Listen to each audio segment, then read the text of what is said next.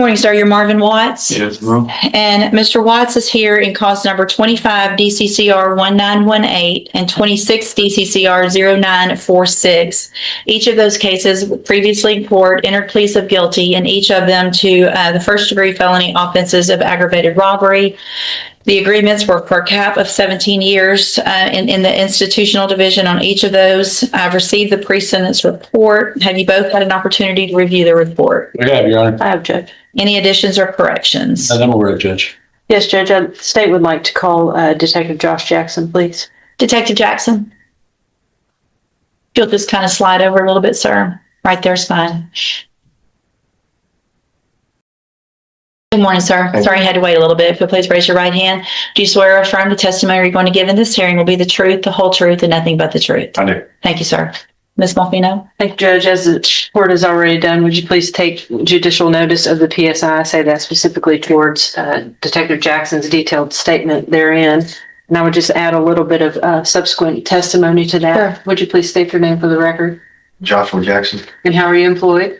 a detective with Beaumont Police Department. And as a detective with BPD, is it your duty to investigate violent crimes such as homicide, aggravated robbery, et cetera? It is. And did you have a chance to investigate an aggravated robbery that occurred in October of 2025 at the Dollar General on Highland? Yes. And did you later learn that that aggravated robbery went hand in hand, for lack of a better term, with an aggravated robbery that had occurred at Dollar General in September, the Express Mart in October? That's correct. So within a 1 month time period, there had been two aggravated robberies of stores located here in Beaumont, relatively close together. That's correct. All this occurred in Jefferson County. Yes. And can you describe for the court, you have elaborated in the pre-sentence investigation report, your thoughts a little bit, and obviously the court is aware of the nature of the offense, et cetera.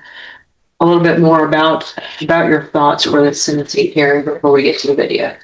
Both of these cases involve two guys that go into a store, one during daylight hours, another one during nighttime hours, both victimizing a clerk that's there just trying to do her job. There's no glass barrier on either of these stores. These two guys walk in there, hold the clerk up in each of these instances, and proceed to rob the clerk for, at least in mine, money and some cigarettes. And for this to happen in daylight hours or nighttime hours to somebody that's just trying to go to work isn't right. I mean, you don't go to work expecting to get robbed when you potentially have family at home, and during either of these robberies, something tragic could happen. And Detective Jackson, I think it goes without saying from both the perspective of the state and the court, but from your perspective as a detective, is violent crime involving firearms and youthful offenders here in Beaumont something that has just become extremely prevalent, unfortunately. Absolutely. And is it something that you continue to investigate on a daily basis? That's correct. Do you think it would be helpful for the court to view, if you would, Judge, outside of the cameras due to the sensitive nature of the complainant in the case and her identity, the video from the incident in September at the Dollar General? Yeah, there's two videos with just the Dollar General on this one that I brought with different angles. It's just giving an idea of kind of what happened to at least the Dollar General one. There's a lot that it's not going to show, which is the aftermath of it and speaking to the clerk and the terror and how she felt. Of course, that's all in the whole case. But at least these two videos will give you a sense of kind of what happened during that day. Okay. So you want me to just put them here? I mean, I can turn this off, or I can just put them possibly on my computer and just watch it here myself. That'd be fine. I did not mark them, Judge, because I believe Detective Jackson That's the only thing that's on there. would need them back for future investigation if the court would allow. But if not, I can make a copy for the court. I have no objection, Judge. Okay. To you just watching it. I've talked to Ms. Malfino about it. The volume on that bottom bar, Got it. may need to It says I need a new codec to play it. Let me try it. With VLC. DLC. Yeah, I know it. Good old orange code.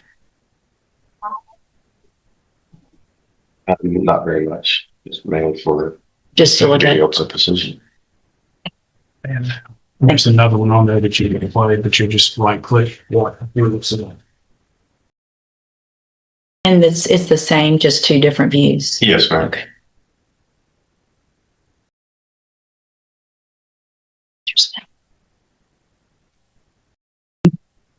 May I continue? Yes, ma'am. Detective Jackson, obviously the court has taken note of your statement in the PSI, but is there anything additional that you would like to add for the record with respect to the sentencing that you would like to see the court impose?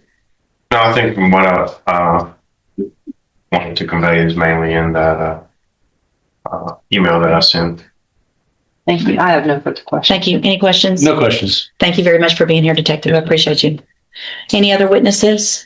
No, Judge, just a couple comments if I may. Sure, go ahead. Obviously, it asked the court to take everything into account, the fact that there are two aggravating offenses. Obviously, you are aware of the prevalence of these type of offenses in Beaumont involving young offender with firearms, innocent victims in this type of a case. Officer Riley's comments, I think, are also important, Judge. He's a very detailed PSI writer, and his caution against leniency the state would concur with. In addition to the jail incidents, which show the court, as you're aware, that Mr. Watts cannot behave while in custody, so therefore what leads us to believe that he would behave while on probation. Based on those, Judge, I would concur with the offer of Mr. Nichols at 17 and ask the court for 17 years in each case. Thank you, Ms. Malfino. Mr. Parker, you may proceed. Your Honor, in regard to the write-ups, I've talked to him about those. Those happened prior to the his PSI, and that was when he was in maximum security. And from what I understand, it's a lot harder to not get in trouble there because of who you're around. But nonetheless, he has no juvenile record that I'm aware of. He has no adult history that I'm aware of. These are the only two cases that he's never had any issues with. I agree, they're serious offenses. He understands that. He's told me today that, you know, if I could apologize to people, I would. He was encouraged by somebody older than him. I believe it was probably his father. So it was. And he's asking the court to give him probation. He would like to address the court, Judge. Go ahead. No, I apologize for all my actions, ma'am. Honestly, I regret them. I really do, ma'am. Like my attorney said, if I had a chance to apologize to that woman, I would. And ma'am, those write-ups were while I was in maximum security, ma'am. I was not supposed to be in max. I was there because my shoulder popped out of place. And all of those offenses were like, really some of them, like certain ones I do not understand how they were just. I'm a whole lot less worried about that than what you were doing when you were out. But honestly, on that count, I do apologize to that woman and for everything that I've done, man. I regret it very much. It's not just right there, really. Like, you sit on my mind daily, man, honestly. And I really feel like, you know, if I did this, my standing for something. I appreciate you saying that. I hope that you're sincere. No matter what happens today, you have an ability at your age to change your life and do better things. Unfortunately, I tend to believe that sometimes people are sorry because they got caught, not because really of what they did. I don't disagree with Mr. Parker that looks like your dad's the one that's encouraging you to go out and do this crap. But all that being said, 2 times within a month, hoodies, mask, gloves, a pistol, another gun that has some kind of, I don't even know what it's called. Silencer. No, it was the circle thing that has a bunch of, Drum magazine. thank you, drum magazine. Honestly, I don't know nothing about it. Like, I mean, like you said, I'm be honest with you, man. It was my father. Like, but I did not have no intentions on doing no crime, but my father showed up, man, honestly. I didn't know nothing about how to rob a store, to do nothing with a store, anything like that, so. Like, Well, you went all in, didn't you? I did, And Tara, I mean, y'all didn't just walk in and take it. You got to grab her. You got to pull her around. You got to show that you're a man. Somebody did. While the other, so that means you were the one holding the gun with the drum, because the one that had the pistol is the one that was Yeah. pulling her around. Okay.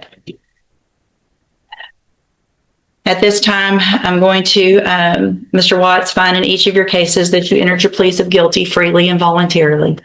In cause number 25, DCCR 1918, find sufficient evidence to find you guilty, and at this time find you guilty of aggravated robbery.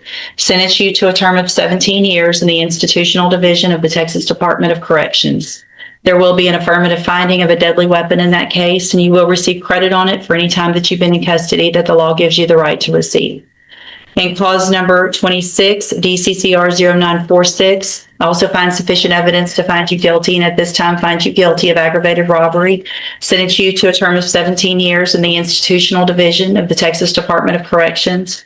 You will also receive credit on that sentence for any time that you've been in custody that the law gives you the right to receive. There will also be an affirmative finding of a deadly weapon in that case as well. These cases will run concurrently, which means together at the same time. I'm handing you in each of your cases the trial court certification that shows these were agreements that I followed, and so you have waived your right to appeal. I also handed you a written admonishment regarding your ineligibility to possess a firearm or ammunition. Because of the judgments entered against you, you're ineligible under Texas law to possess a firearm or ammunition. Possession of a firearm or ammunition could lead to charges against you. If you have any questions about the laws that make you ineligible to possess a firearm or ammunition, or about how long that lasts, you can talk with Mr. Parker. Again, you're young. You're going to go to prison, obviously, for some amount of time. It's going to be up to you to do something different or not when you get out. All right? You can go back with the bailiff. Thank you. Thank you, Detective Jackson, for doing that. Thanks.